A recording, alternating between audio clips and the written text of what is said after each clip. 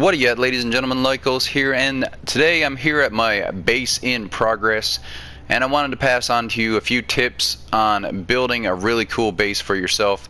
A base that's very functional as well as looking really cool. If you enjoy No Man's Sky or just space games in general, please consider subscribing to the channel. And now let's get into the video.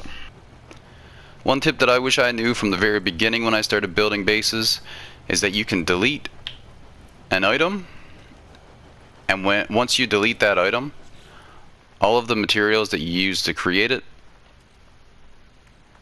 is placed back into your inventory. So don't be afraid to make mistakes, because you can pick a piece back up, basically get all the materials back for it, and then just put it somewhere else. The best beginner tip that I can give you as a beginner builder in No Man's Sky is to unlock all of the blueprints in the blueprint analyzer. You get an absolute ton of really cool blueprints for building from the blueprint analyzer. Now, if I'm going to build a large base that I'm going to be working on for a while and that I want to be one of my main bases, I'll make sure that I'll build on a planet like this one.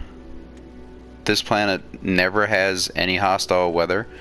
It's always really nice here, and it just makes it so much more pleasant when you're trying to build. For instance, it's taking me hours to get this base to where it is now, and I'm definitely going to put many more hours into this base, making it even larger. And if you're trying to do that in hostile weather or extremely hostile weather, it is not a pleasant experience. Now, that being said, there are reasons to build on a planet that has hostile weather. There are several different planets that are very hostile that have very good materials that you can farm, but on those planets I usually just build a small outpost.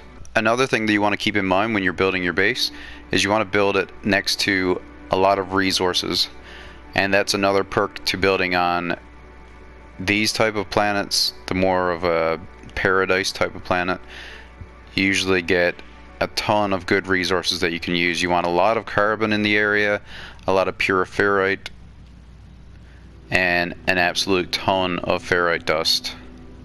Another cool thing that I like to do, as you can see here, is build a large wooden platform out over the water. It gives you a really nice flat area that you can build your base on, so you don't have to worry about cliffs or hills getting in the way. And a nice little perk with this is that you can extend your base underneath the water.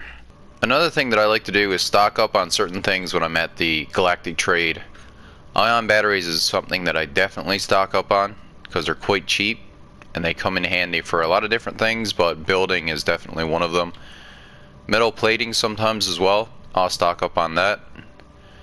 And that way it just makes it easier when it comes time to build certain things. I don't have to fool around with getting the materials for it.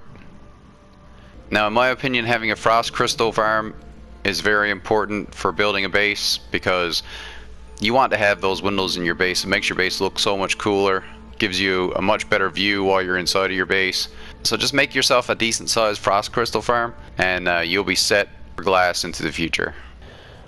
Now, the last tip that I have for you, and I think this is a really good one, is to build your base either near or directly on a trading post, especially if it's in a wealthy system, because you build your base here in this trading post and you'll have a constant supply of high class ships constantly flying into your base.